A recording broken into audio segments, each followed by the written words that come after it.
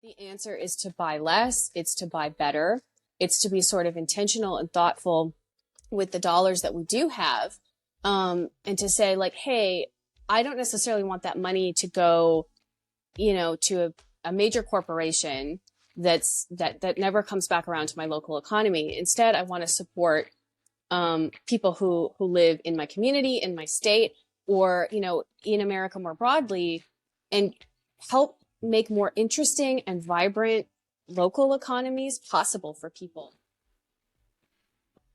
Hello, I'm Tammy Hahnemann, a maker, digital content creator, someone who works in many different mediums with a true passion for helping others find their creative spark. I also really love to connect others who have something to share with those who want to learn. Welcome to Heart and Hands of a Maker, the creative journey. If you found us, chances are you're on a quest for creative inspiration. Maybe you're feeling stuck in an artistic rut, dreaming of turning your passion into a flourishing business, or maybe you're hoping to see your work in print or grow your online presence.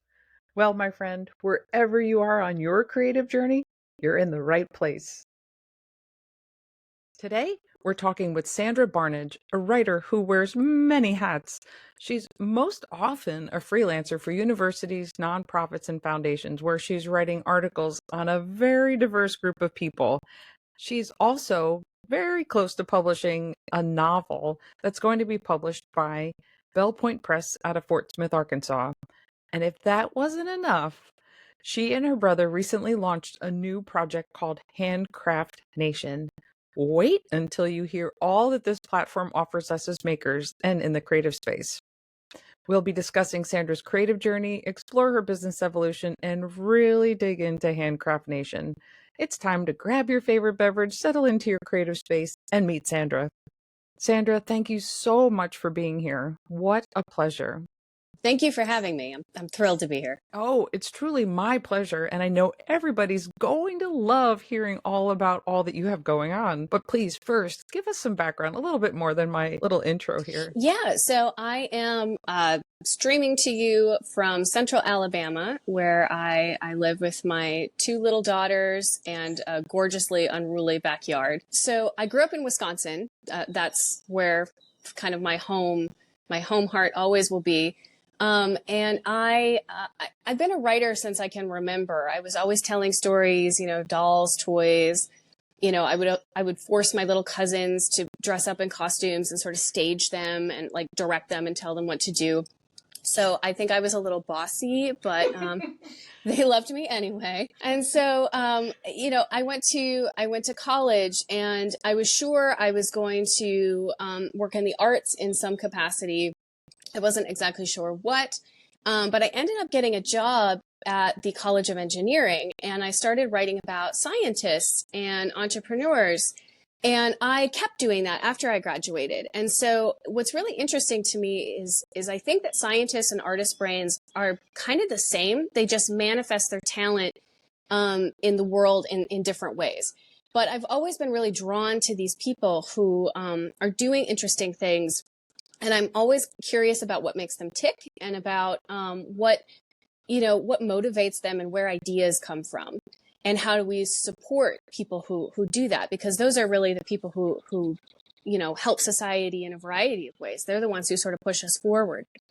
And so throughout my career, I've always sort of balanced this interest in scientists and entrepreneurs, and then also creative people. And I've had a lot of opportunities, thanks to universities and foundations, to write and meet a lot of both. And so, at this point in my life, I'm realizing that artists and makers generally in our culture seem to be getting left behind with the big tech platforms. And so that's where sort of my new project, which I know we'll get into a little bit more later, is sort of coming in, where I'm really wanting to make sure that all of the energy and attention that we tend to give to scientists and tech people right now, we need to also make sure that that's going to people who are artists and makers, at home too. Oh, sure. Well, that's very generous of you and really astute. I agree with you 100%. And some of it I feel as a maker and as a creative person is somewhat like the thing at the end of the day, and I'm exhausted and I don't have time for it. I'll try tomorrow. doesn't get us excited, doesn't give us that feeling we crave as makers. Like we want to make something, but it really is so important if we want to be known and seen and be a part of whatever level of society we feel we belong to. Oh, goodness. So thank you. It's really very wonderful that you recognize that. And you're partnering with your brother. So is it a long distance relationship or what's going on here? Yeah, so he's back in Wisconsin. He lives outside of Milwaukee with his family, and he's a web developer. He's a Navy veteran, and so he's worked for small and mid-size direct marketing firms, for several years. And he's such a tinkerer. He's just always, ever since he was like a little kid, and he was always the kid that was like sticking cords into like electrical outlets, and everybody being like, "Oh my gosh, no." But he was taking apart computers, and he does all sorts of wood stuff and metal stuff. And, he's a really hands-on kind of guy. And so when we sort of got talking, we've been kicking this idea around for quite a while, and he was sort of immediately intrigued by the idea of helping to uplift, other guys like him, guys who make stuff and then, put it out in the world.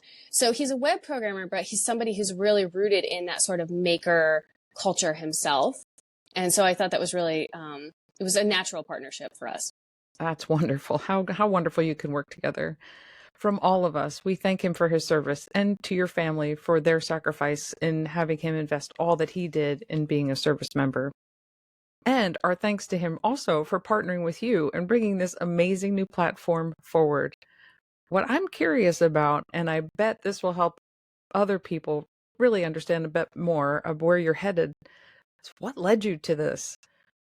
But, what led you to think that this was still something that was needed, given there are platforms out there, there are outlets for artists that are embracing selling their work, etc. What made you think, yep, there's definitely room for us? Yeah. So I, one of the things about my brother and I is we grew up going to arts and crafts festivals with our parents. My mom is a quilter. My dad is, it's funny, he's going to be like really surprised to hear me describe him this way, but he's really a 3D artist. He works with concrete, he works with metal, he builds like custom stuff out of Legos, all that stuff. I don't know what you call that except a 3D artist. Like he makes stuff. Yeah. So we sort of always were going to arts and crafts fairs and didn't necessarily fully appreciate that when we were kids.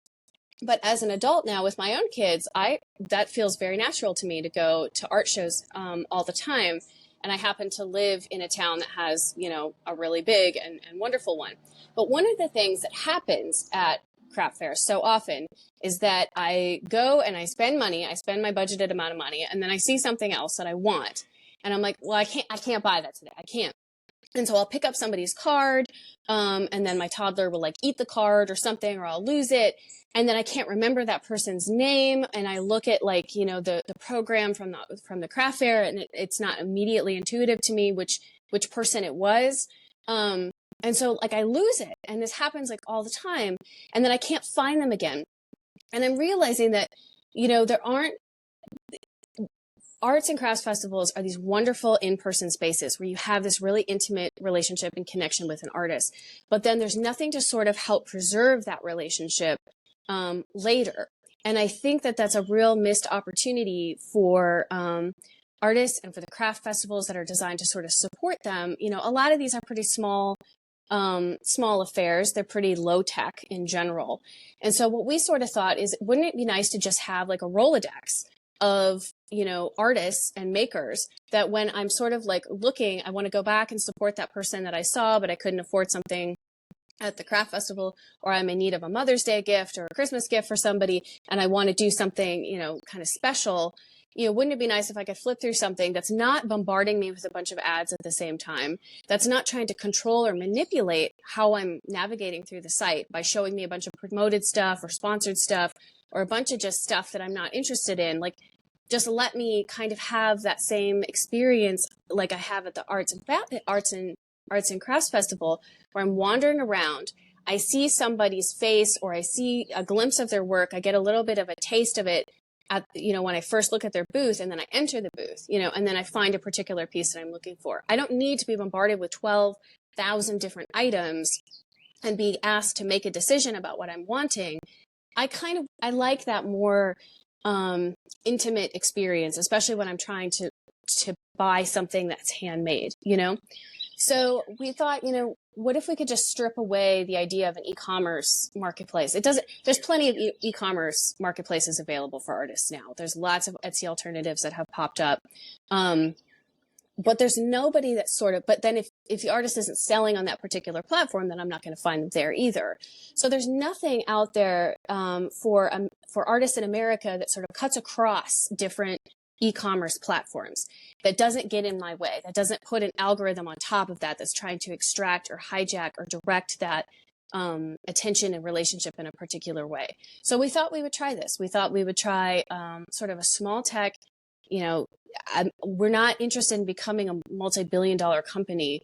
We're interested in a sustainable project that my brother and I can work on that is useful to artists and makers, and then also to the craft festivals that they present at. Brilliant, and so generous. I want to say thank you for all of us, but I'm sure that you'll hear that directly from everybody who embraces all that you're doing. So keep rolling out the carpet. Tell us what's going on here. Let's not keep everybody in suspense.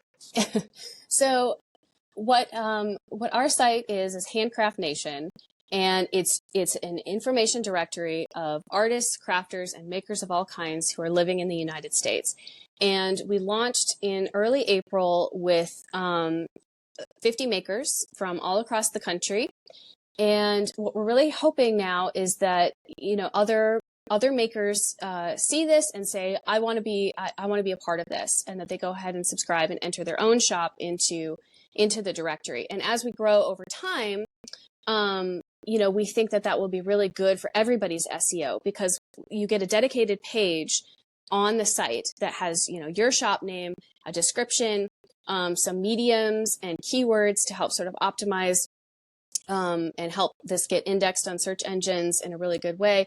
And then the thing that we offer that nobody else does is we'll link to anywhere that you want to direct traffic. So your own website, your Etsy shop, your socials, wherever you're selling, we'll link to it. And there's no punishment, or there's no, you know, we don't suppress or get in the way of that.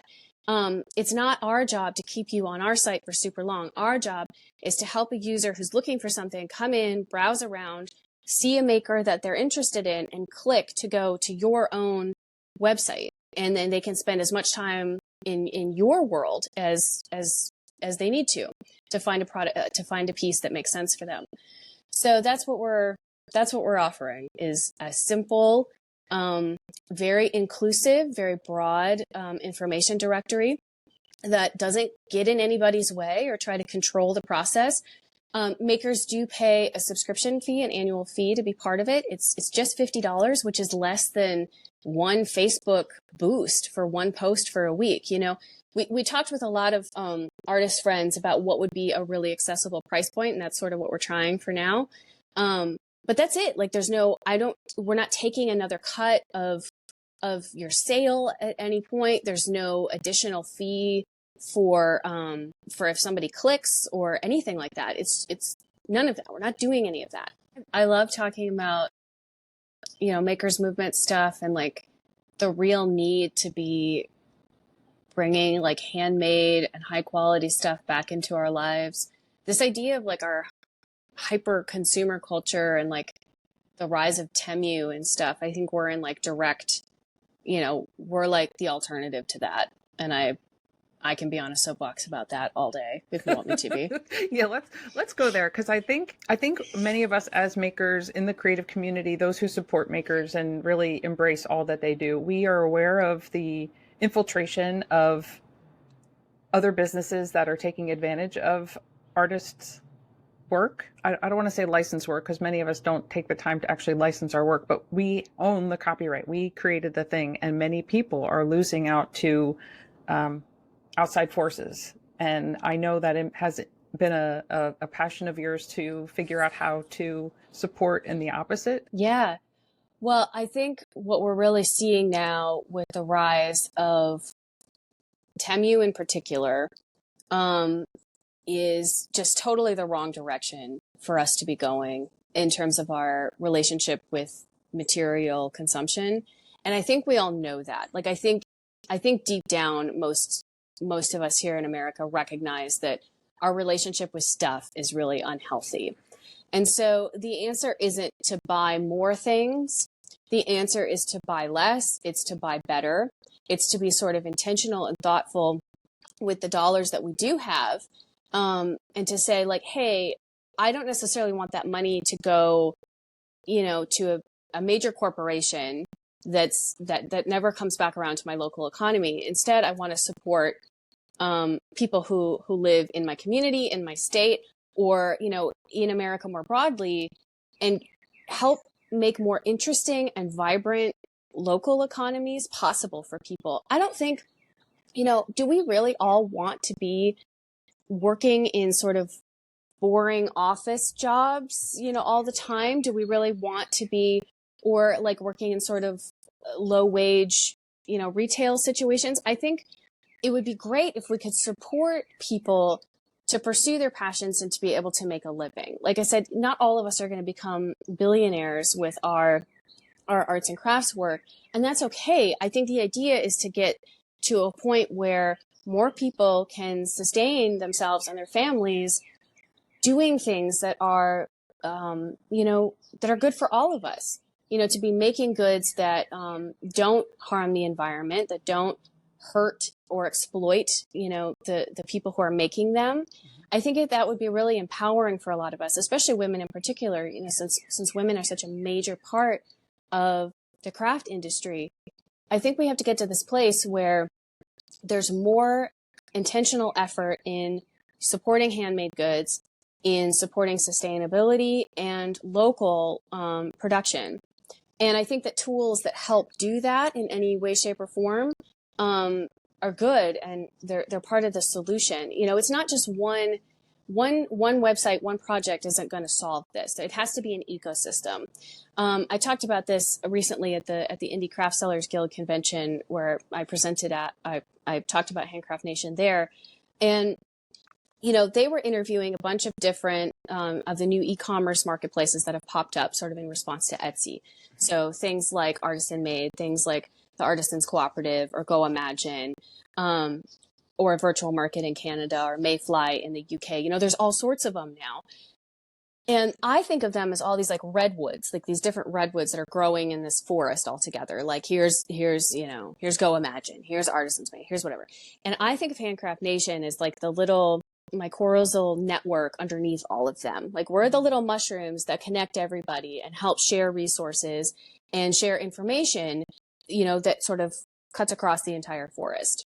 So that's sort of where I see us fitting in. We're not a competitor with anybody. We're just part of that ecosystem to help make sure that the artists themselves are able to sort of optimize their SEO to the highest degree possible, and also create just this totally different experience and platform for people who are looking to support these kind of makers to help to find them. I love the visual you created with the words that you used. So thank you. That really helps differentiate between all the options, because all of a sudden it does become so overwhelming to have so many options. And how do you make a choice? And to your point earlier, how do you get found if you don't happen to be on all of the places? Then you can't be found at all. Yep. So having a directory, having the Rolodex, I think that's a great resource for everybody to then be able to go and find wherever the people are actually then retailing. That's really wonderful. And you mentioned a few times how SEO and all the different opportunities that are out there for people, and then the artists not really being able to do all of the things. What are you seeing there? Your research goes really far. How are you seeing the health of the artist community in regard to embracing technology, using technology outside of the selling of their work, being able to really understand how to create that content? Well, I think one of the great challenges facing a lot of makers right now, and it's the same for writers, it's the same for musicians, it's the same for creatives across the board, is that social media platforms are shifting. And it's not about, these platforms are now actively working against us. When you post content, very few of your followers even are seeing that content. They're moving to a model where you have to pay to play, where if you want eyeballs on your stuff, you really are going to have to boost. You're going to have to pay. And And once you start paying, you really can't stop. Like Facebook is notorious for this. Once you start boosting your posts, if you stop boosting them, then your engagement and your views go way down in response. And we're starting to see some of these types of techniques happening on Instagram too. I find the barrier to entry really high with Instagram content right now. I had taken sort of a few years functionally off from posting a lot on social media during the pandemic years. And when my children were really tiny babies, I just sort of stepped back and I said, I'm not going to spend a lot of my time posting content on here, even though I'd spent a lot of my 20s, doing digital marketing and running social media handles for various university and nonprofit entities. I was working for a digital marketing firm based in Montreal for a while. So that was all I was doing. And so I took a step back. And when I'm coming back now to try to promote Handcraft Nation, I'm shocked at how hard it is. And I don't mean that lightly, or, like Instagram Reels are not like an amateur endeavor anymore. You have to really have good skills in order to make a compelling video. And a lot of people just don't have those skills. And if your work doesn't translate easily to the realification of Instagram, Facebook, TikTok, I mean, they're all kind of doing this now, you're getting kind of left out. I also think that these platforms increasingly crack down and they punish people who try to direct traffic outside of them. These platforms are becoming really, really fixated on keeping you scrolling. They don't want anything that interrupts that. And so you're not getting people who are going to click on a link to go to your shop. You're not getting people who are going to click the link to read a longer article. Like they're not going to leave the Instagram Reel world once they're sort of in there. And I think it's really deceptive when you start to see these big follower counts on different artists' accounts. People will have, impressive followings, but for a lot of people, I'm not sure that's actually translating into real sales. And so I'm hoping that by creating some alternatives outside of the big tech, and like I said, one site isn't going to solve all of these problems, but there has to be somewhere else that people can find artists and makers that's not just Instagram, because a lot of people are sort of like freaked out with engaging with that platform at all. And it's super random. It is so random. It's random. It's so discouraging. It's disheartening.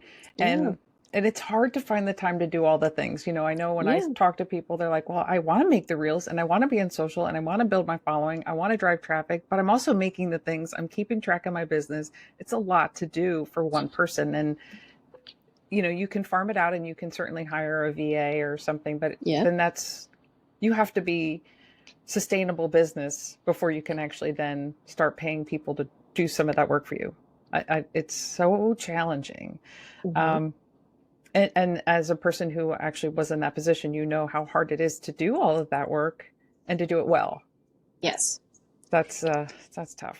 It's very resource intensive at this point. And I think that it hijacks time and attention and resources from makers. And it keeps people from doing the things that they really want to be doing, which is making good stuff. Yeah. And so, sort of breaking that a little bit and saying like, look, also, the types of people who are presenting at arts and crafts fairs aren't always the same people who are going to then spend a lot of time building their Instagram following. And there's really no space for them that's designed with them primarily in mind. And so for me, I don't care if you're on Instagram at all. I don't care if you're on TikTok.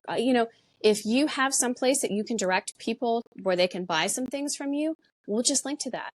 And one of the things that we're planning on adding in the next few weeks, we're sort of actively working on it now, is on everybody's page on Handcraft Nation, we'll have a fairs and festivals section. And you'll be able to select from a drop-down menu, which is like kind of crazy to build. So that's sort of what's taking me so long, is putting that list together. But you can select, what fairs you are presenting at. And if the fairs that you're at aren't on our list, then just send me a note and I'll add them in. And then that way people, if you're just only doing in-person sales, then we can, tell people and they can, click and, learn more about that too. And I think right now we're the only platform that's offering that or preparing to offer that. And if I remember correctly, that was a new addition based on feedback from the people who were initially a part of the platform, kind of as the first 50. Yeah. Our pilot crew, which includes you. Yes. Yeah. So, we sort of listened to what people were saying that they liked, things that they were sort of hoping to see. And this was one of the big ones. The thing I love about that, and not to get away from the fact that you are supporting the individual artists themselves, but by listing the shows, you're also supporting the shows. Yeah. And that's really also something that I think people have gotten away from. I know even for myself, I don't have anything really local, so I would have to go somewhere, and I used to know the where to go. And with the pandemic, it was kind of like, yeah, I can't go there. And it's a hard thing to kind of come back to because you've already filled in that free time that you had that you now have to find again. So it's nice to have that visibility to what shows are out there, and then also really to connect your people to that show so they know that they can find them there. I mean, it's such a, I don't want to say it's a gift because there is a service fee for being a member on the platform, but it really is a gift. It's a gift, and it's something that goes well beyond the service to the consumer. It really helps everybody. That's our hope. We had sort of initially talked about, would it make sense to wait with the fairs and festivals and see if we could have like more formal partnerships with them, and then we decided, forget it. Let's just do it. Let's just put this out there and see if it grows and if that sort of helps the network expand. And so, the vision basically is that you'll be able to click on a fair name and then you'll see all the people who are in the directory who are presenting at that fair. That's amazing. And I think that might be really helpful to the ecosystem as a whole. That's that's the idea. Yeah, for sure. I mean, I say for sure it will definitely help. It really will help, and it will sustain and help the ecosystem grow. But I see it how it really is a service to the promoters of those events. So at some point I would say a partnership should be in your future. You've asked me for business advice. Yeah. That's funny. I mean, I wanted to just like put it out there, entirely for free. And my brother was like, look, there's a cost to running websites. Like there are resources that go into this. And I think we all understand that, and so the question now is like, can we build something collectively? Because now, okay, so we've done our part. We're doing our part to sort of build this skeleton, this infrastructure. And now it's sort of up to different artist communities to say, hey, this makes sense. This is useful to us, because the more people get listed in it, then suddenly the more powerful and useful it really does become. Sure. So we'll kind of just see what starts to happen here in the next few months. Wonderful. Tell me more about the event that you were speaking at. That's not something I'm familiar with.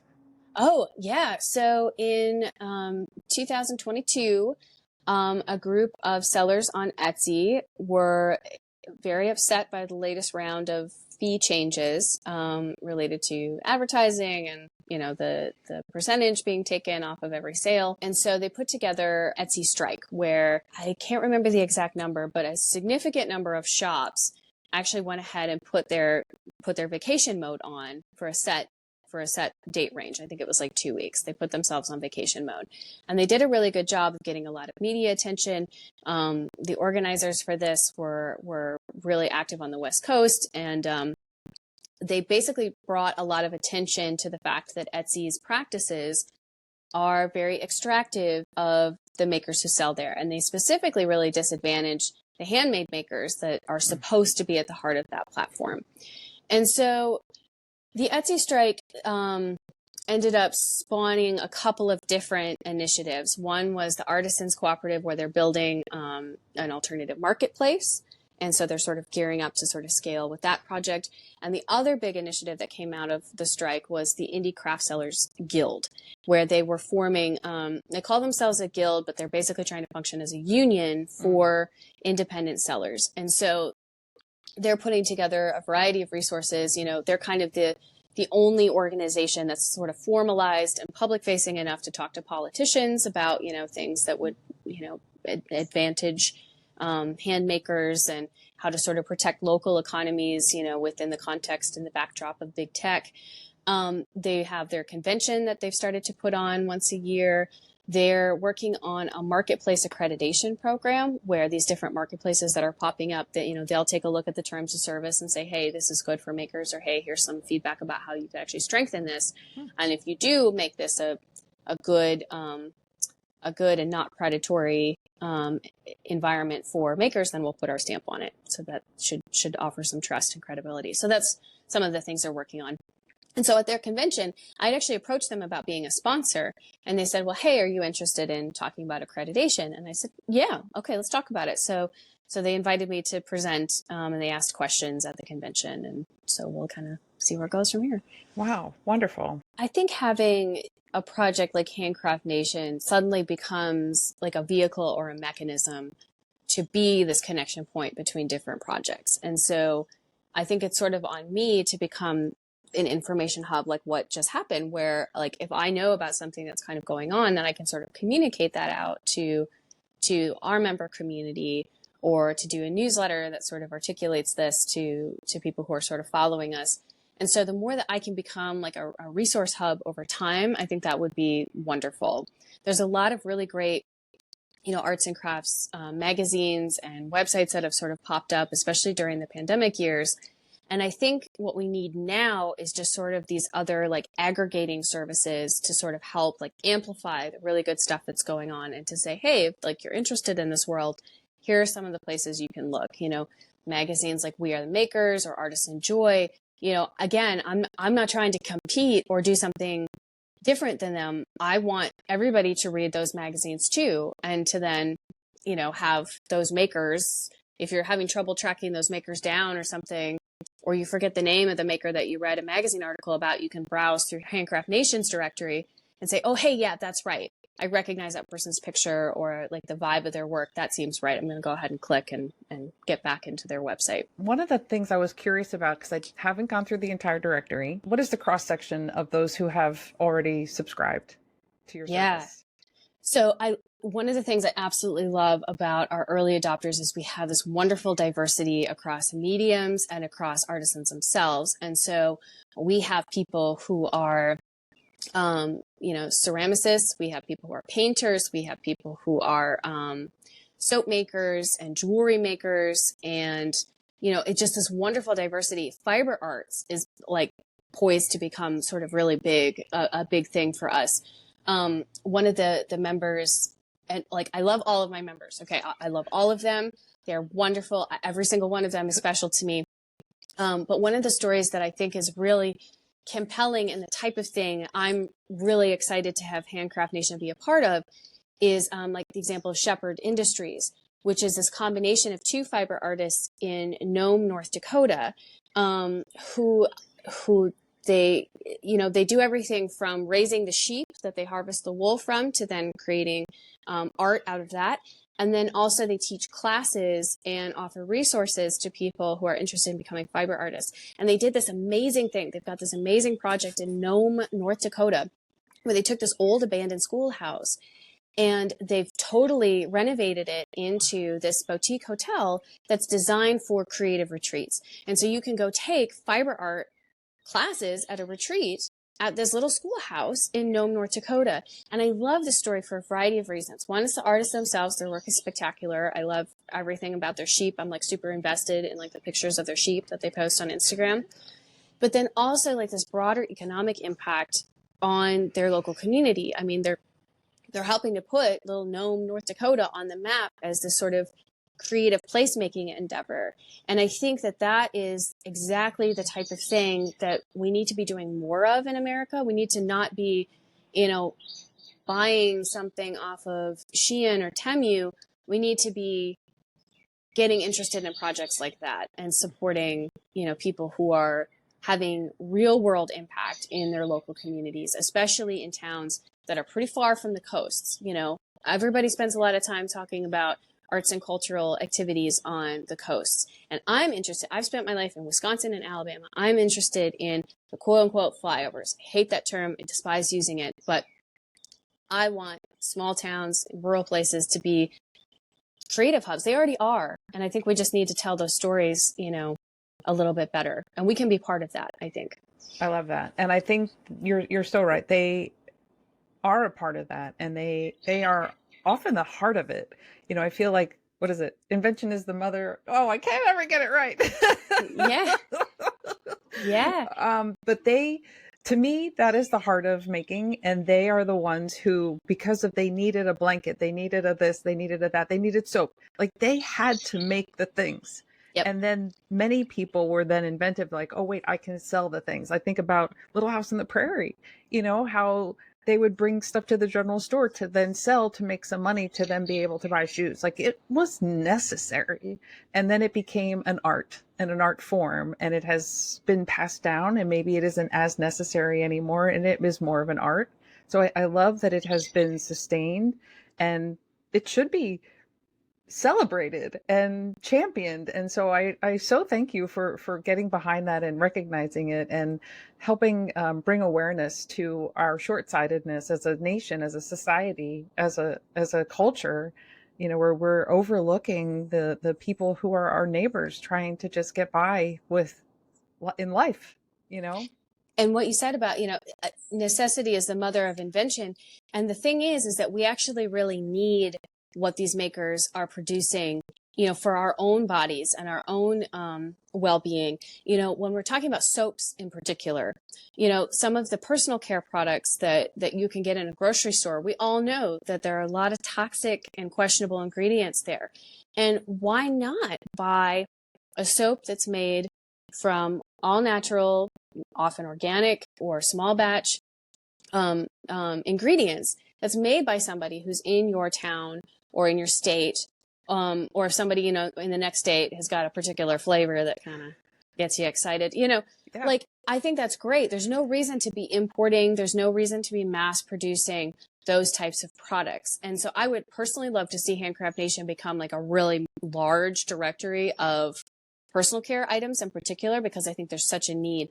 Clothing is another one. I would love for us to become like the site. If you are looking for garment makers who are,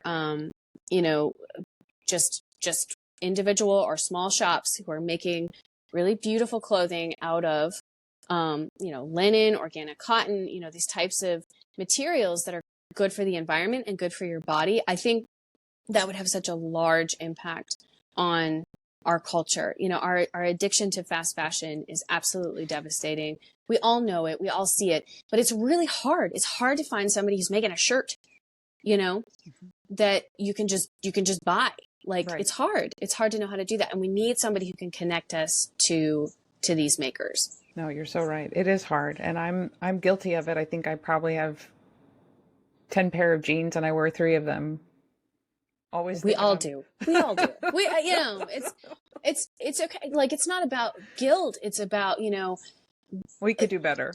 All of these, the entire digital information economy is built on extraction and on hijacking our time and attention and our money and sucking it up into these really large corporations. And it's hard, like an individual, it's really hard to swim against that. Like we're surrounded by it constantly. And so we're this tiny little, lighthouse that's, just sort of flashing and saying, hey, if you're looking for something different, you want to try something different, come on over here, sail this way. Yeah. And support your neighbors, support people who are, doing things for good reasons. So many people in our communities and the maker community are really identifying sustainability and the need for recycling and creating things that are good for the environment, as you mentioned earlier. And it's important to acknowledge that as much as it is, we learn that you buy organic and you choose organic and you're helping then the organic farmers and you're helping, there's reasons for choosing and making those choices for helping those people so they can stay in business and continue to do good. And you're helping raise and elevate that awareness. And I really admire that. Really, so. I'm sure it's been an investment in your time and energy and for your brother as well. And, thank you. Thank you. Thank you for all that you're doing. So your platform is live. It's growing. And it's just days old. But where are you as far as your directory numbers today? Like maybe we could revisit this in 6 months and say like, oh my gosh, look at where you are now. Yeah. So as of right now, I think we've got just under 60 makers, Amazing. Which isn't bad for 2 weeks. That's not bad. And you really you were the gatekeeper. You wanted 50 and you held at 50. So to know that you've already grown just with a small launch so far. Yeah. Tremendous. I really wanted to start with 50 makers, one from every state. I almost got there, but Alaska and Iowa thwarted me. But I happen to have a couple of other makers. There were a couple of other states where I had, two makers from at launch. So I did have 50 at launch, and I will get Alaska and Iowa. It will happen. But yeah, so I feel like we're starting where we had sort of hoped to start. And now, it's always kind of scary when you launch something. You're like, okay, we have this thing. And then the world is like, yeah, okay, that's nice. We've got lots of other stuff going on out here. And so now it's the hard part in a lot of ways, where it's like, I have to sort of get out there and talk to people. Talk to people. And have people help elevate your voice. And the heart of your reasons for doing what you're doing gives everybody reason to celebrate and share what you're doing and share your mission, because you're doing it for other people. You're not doing it for yourself. And I'm glad your brother convinced you to charge for it, because it's expensive to do all the things that you're doing, and it probably doesn't cover a fraction of your time. Yeah, it's, and that's part of the good thing. Like, we want to stay really small. We have zero interest in, becoming this large, complicated business, because that's what always happens with, the sites that end up taking investment money, and then all of a sudden they can't be as mission focused anymore because they have to like produce returns for somebody. That's not us. Like, for us, this is like a passion project that our goal primarily is to make it sustainable. And so once we're sort of in, like, we've got a few hundred makers in there, then we're a go. We're like, this thing is going to last forever. And so hopefully then we can just grow from there. And, I don't think, Etsy is a $2 billion company at this point, and they've got, millions of shops listed on there. And that's so massive that people just get lost. And so I think that to really make a difference at the local level, being an order of magnitude smaller, but really focused on, doing things that help connect people directly to real life makers, real people who are making really good stuff. We think there's a lot of potential here. There's more than enough for us to make a project that can be self-sufficient. Wonderful. Wonderful. Well, I'm here to support you and raise your voice and share your amazing resources that you're putting out there. So thank you. Thank you. Thank you so much. Is there anything you'd like to add to make sure we cover while we're here today? I think that, creativity is the path forward for having a better future for this country. I think that reconnecting with handmade goods, both in terms of being consumers, but then also as makers, is going to be so healing for all of us in so many different ways. We're so disconnected from each other. We're so disconnected from the natural world. We're so disconnected from our built environment. And the way that we start to undo all of that, the way that we put ourselves on a different path, is to just start making things and to start looking at the world in a different way and saying, what is that made of? Who's making it? What can I do? How can I express myself through some sort of handwork? And I think that a lot of us feel it, especially after the pandemic. I mean, during the pandemic, the craft industry exploded. We all sort of sensed at that moment of crisis that this is where we needed to turn. And now that the pandemic has sort of waned, let's not turn away. Let's lean further into, we were on the right track there. We were headed in the right direction. So let's keep going. And now let's start to amplify that, and let's get it some momentum, and let's do what Americans do best. Let's make a big deal about it. Let's make it a whole thing. Let's make it a movement for everybody. Well said. So well said. And I agree with you 100%. Well, and thank you so much, Sandra. It's been such a pleasure to get to know you a little better, to spend this time with you, and to have you here and give me the opportunity to celebrate what you've accomplished and to help elevate your voice and move forward and, with my audience and hopefully beyond. Thank you. Thank you. Thank you. And to your brother, really, I appreciate him being, I at some point, I hope he'll listen to this. So he will. Thanking him Yeah. for all that he's contributed. I'm glad to know you have such a great partner in this effort, and that you both are able to support each other and do such good work. Thank you. Thank you to you both. So that's a wrap on another episode of Heart and Hands of a Maker. It's been so amazing spending this time with you and with Sandra and Handcraft Nation. So thank you for tuning in. If you want more, be sure to head over to tamarahaneman.com/podcast for today's show notes and links to make it easy for you to find Sandra and Handcraft Nation and all of the makers associated with that amazing platform. To be sure you never miss an episode, follow Heart and Hands of a Maker on your favorite podcast platform.